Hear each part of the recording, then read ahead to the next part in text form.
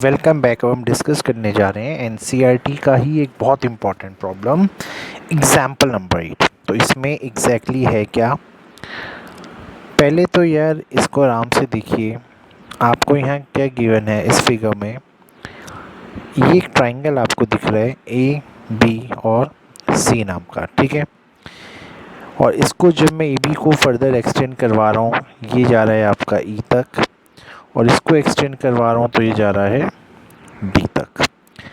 अब यहाँ पे इसने क्या बोला है, ये जो बाइसेक्टर है एंगल का ना, ये जो एंगल बाइसेक्टर आपके हैं, जैसे ये एक बी ओ है और ये एक सी ओ है, ये एंगल को बाइसेक्ट कर रहे हैं। एंगल बाइसेक्ट करने का मतलब ये है, सपोज़ मैं यहाँ नेमिंग दे रहा हूँ, this is angle A, this is angle B, this is angle C.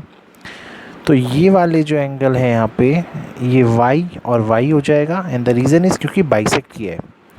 Bisect मतलब है कि इन दोनों एंगल्स का वैल्यू सेम होगा। तो सिमिलरली इसको भी z एंड इसको भी z बना देते हैं, क्योंकि ये एंगल्स भी आपके सेम होंगे। भाई सिंपल सा बात है ना यार, अगर किसी एंगल को आप बाइसेक्ट कर रहे हो तो ये भी 30 डिग्री और ये भी 30 डिग्री। तो सेम वे अगर ये y तो ये y, ये z तो ये z, यहाँ तक कोई ट्रबल नहीं। और ये जो O यहाँ लिखा है, इसको एंगल O ही समझ लीजिए, कोई ट्रबल ही नहीं है। अब now back to your question. Question में दिखाना है angle B O C is equals to 90 minus half of angle B A C, ठीक है।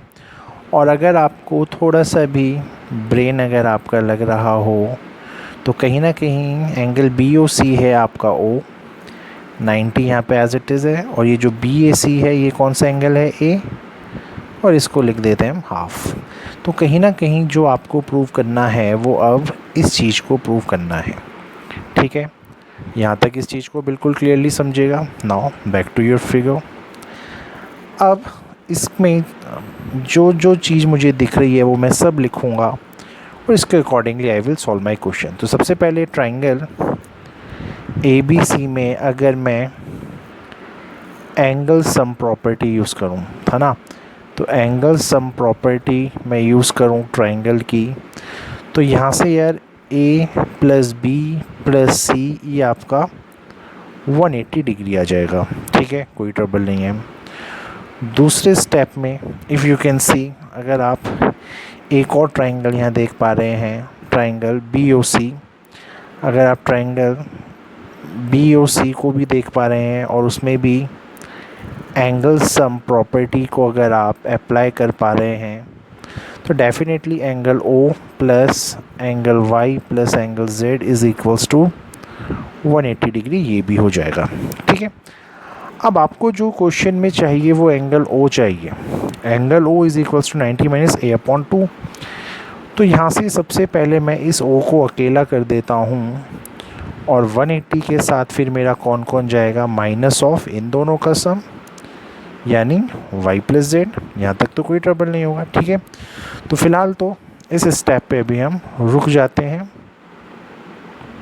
चलिए अब आगे तीसरा चीज़ मुझे यहाँ पे क्या मिला हुआ है, क्योंकि ये ए बी ई, यहाँ पे ये ए बी ई एक लाइन है, तो नो डाउट जो एंगल यहाँ पे बी वाई वाई आपको दिख रहा है, यानी बी वाई और वाई कितना हुआ 2y is equals to 180 degree हो जाएगा। और सिमिलरली क्योंकि आपको यहाँ ए सी डी भी एक लाइन यहाँ पे दिख रही है बेटा, ए सी डी, तो यहाँ पे आपका c plus Z into Z is twice of Z is equals to, ये भी 180 होगा। और प्रॉपर्टी दोनों में क्या लगेगी, लीनियर पेयर या एंगल्स ऑफ स्ट्रेट लाइन, आप कुछ भी लिख सकते हैं दोनों में से। अच्छा, अब इसका क्या रूल है, अब इसका रूल ये है, जो आंसर में आपका था भाई इक्वेशन आया है, ये आंसर में चाहिए आपको a/2। अब a/2 कैसे आएगा, ठीक है, इसको थोड़ा क्लोजली देखते हैं। यहाँ कुछ ऐसे लिखा है, आपको तो a/2 में आंसर चाहिए। चलिए कोई प्रॉब्लम नहीं है, तो यहाँ से इस इक्वेशन को उठा के लाते हैं।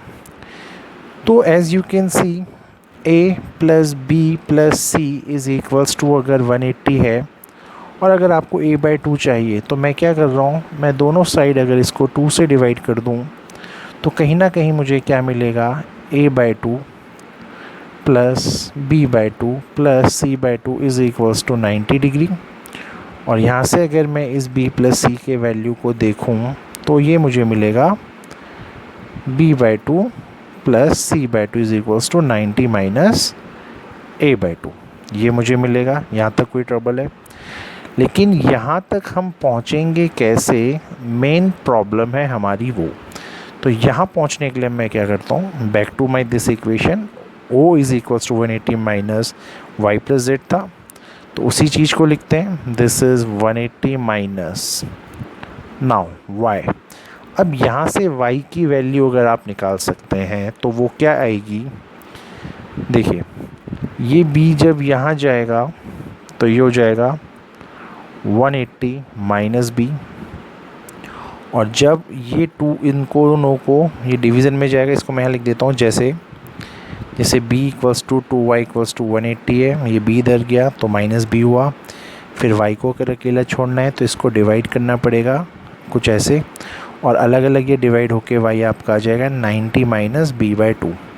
यहाँ तक कोई ट्रबल है? तो सेम उसी फंडे को यूज़ करते हैं, तो ये डिवीज़न में आएगा आपका पहला चीज़।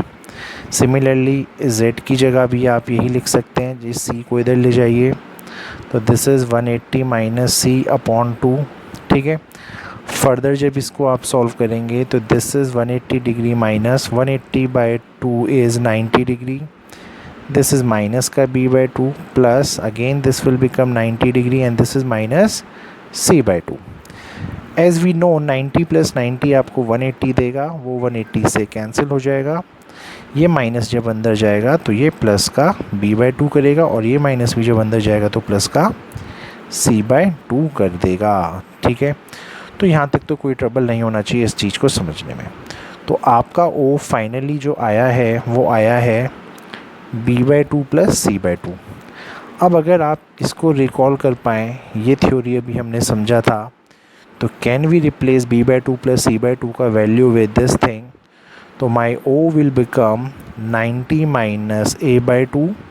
और फाइनली मैं इन टर्म्स को फिर से वापस लेके आ सकता हूँ, क्योंकि आपका एंगल o कौन था, वो था आपका BOC, ये है 90, this is half of angle a, और एंगल a अब कौन बन चुका है यहाँ, BAC। तो होपफुली ये क्वेश्चन आपको क्लियर हो गया होगा, ठीक है। चलिए इन स्टेप्स को प्लीज़ याद रखिएगा, भूलिएगा मत। थैंक्स।